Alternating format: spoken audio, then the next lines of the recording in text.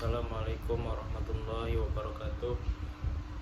Eh, Baiklah, di sini pada kesempatan kali ini Ananda Muhammad Fadel dengan NIM 23 14 01 0012 ingin melanjutkan serta memenuhi tugas tafsir Tarbawi mengenai konsep pendidikan pada Quran surah An-Nur ayat 27 sampai 29, yaitu diawali dengan membacakan ayatnya.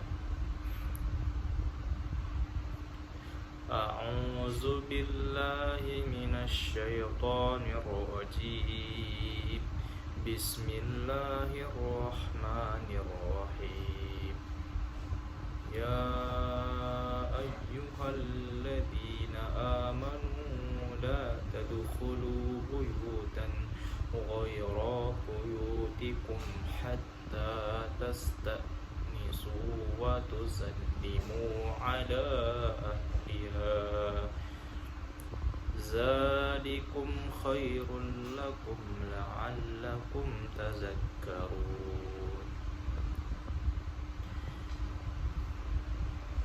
فإن لم تجدوا فيها أحدا فلا تدخلوها حتى يؤذن لكم وإن قيل لكم ارجعوا فارجعوا هو أزكى لكم والله بما تعملون عليم. ليس عليكم جناح أن تدخلوا بيوتا غير مسكونة فيها متاع لكم والله يعلم ما تبدون وما تكتمون. Sadaqallahul Azim. Itu terjemahannya surah An-Nur ayat 27 sampai 29.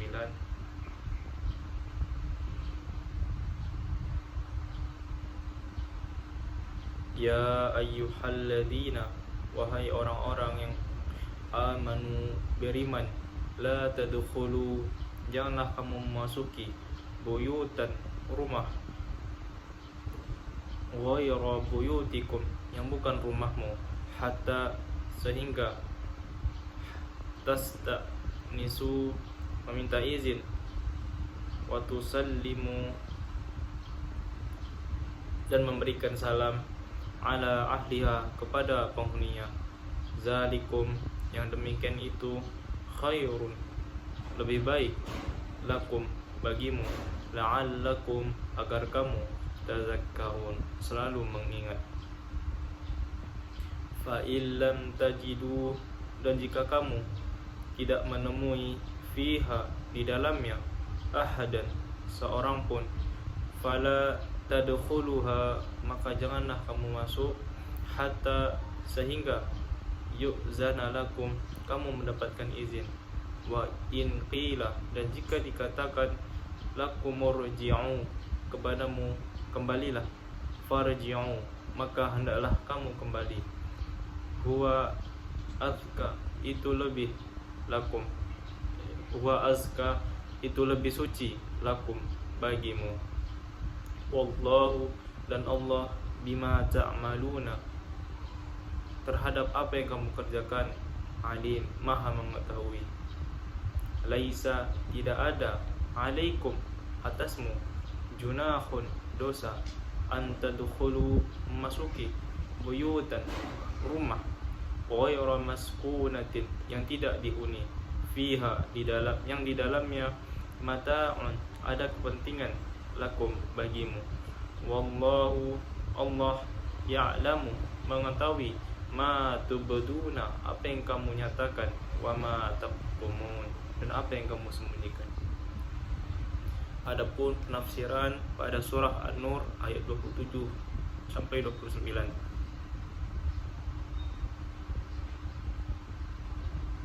Pada ayat 27, ayat ini melarang kepada umat Islam untuk memasuki rumah orang lain tanpa seizin dan tanpa mengucapkan salam. Di dalam tafsir Al-Madinah Al-Munawwarah mengatakan bahwa adab yang baik ini lebih baik bagi mereka dan membantu mereka untuk selalu ingat, yaitu amalan adab yang mulia. Adapun pada ayat 28 ayat ini menjelaskan tentang pengecualian, yaitu ialah jika seseorang tidak menemui orang di dalam suatu rumah, maka ia tetap tidak boleh masuk sebelum mendapatkan izin.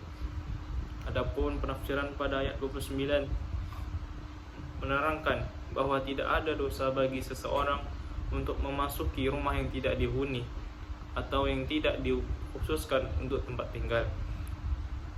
Misalnya rumah Ibnu Sabil atau fasilitas umum, jika ada kepentingan di dalamnya. Allah mengetahui keadaan yang nyata dan yang tersembunyi, sehingga pengecualian ini diizinkan. Adapun relevansi ataupun nilai-nilai pendidikan di dalam Quran surah An-Nur ayat 27 sampai 29, yaitu yang pertama, pendidikan akhlak dan etika sosial. Ayat ini secara eksplisit mengajarkan etika bertamu, yaitu larangan memasuki rumah orang lain tanpa seizin dan tanpa mengucapkan salam kepada penghuninya.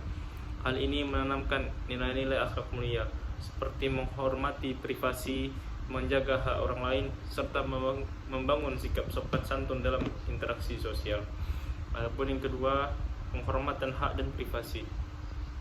Allah Subhanahu wa taala memerintahkan agar seseorang tidak memasuki rumah orang lain sebelum meminta izin dan memberikan salam. Ini menanamkan pendidikan tentang pentingnya menghormati hak milik dan privasi orang lain, yang sangat relevan dalam membangun masyarakat yang saling menghargai dan menjaga kehormatan antar sesama. Adapun yang ketiga, aktualisasi dalam pendidikan. Nilai-nilai yang terkandung dalam ayat ini dapat diimplementasikan dalam dunia pendidikan, baik di keluarga, sekolah, maupun masyarakat, yaitu antara lainnya membiasakan anak-anak untuk minta izin sebelum memasuki ruangan atau rumah orang lain. Selanjutnya, mengajarkan pentingnya menjaga sopan santun dan etika dalam pergaulan sehari-hari, dan menanamkan rasa tanggung jawab untuk menjaga hak dan kehormatan orang lain. Yang keempat ialah pembentukan karakter dan kesadaran sosial. Ayat ini juga membentuk karakter pribadi yang beradab, malu melakukan hal yang tidak pantas, serta memiliki kepedulian sosial. Dengan menanamkan adab meminta izin, seseorang dididik untuk tidak bertindak sembarangan terhadap orang lain, sehingga tercipta lingkungan yang harmonis dan penuh rasa saling percaya. Cukup sekian penjelasan dari saya. Saya akhiri. Assalamualaikum warahmatullahi wabarakatuh.